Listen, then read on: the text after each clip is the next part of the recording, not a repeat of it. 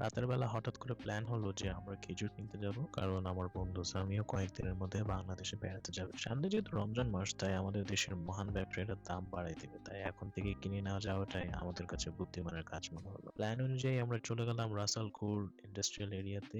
এটা অন্যতম বৃহৎ পাইকারি সবজি ও ফলের মার্কেট, ঠিক একদম আমাদের দেশের কারণ বাজারটা যেরকম সেরকমই।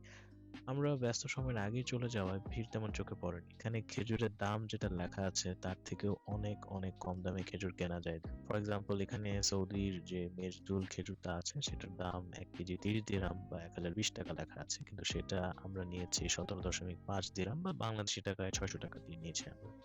আর এখানে খেজুরের সাথে সম্পৃক্ত আসলে সবকিছু পাওয়া যায়। খেজুরের সিরাপ, খেজুরের বরফি থেকে শুরু করে সব।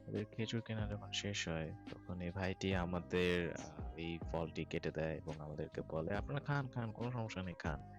তো খাওয়ার পর আমরা বুঝতে পারি এটা আসলে একটা সেলস টেকনিক। সে হচ্ছে আমাদের কাছে এটা আসলে কেটে দিয়ে সেল করা ট্রাই করছে, এবং আমরা লাস্টে তাকে 5 দিরহাম দিয়ে দিই আর কি।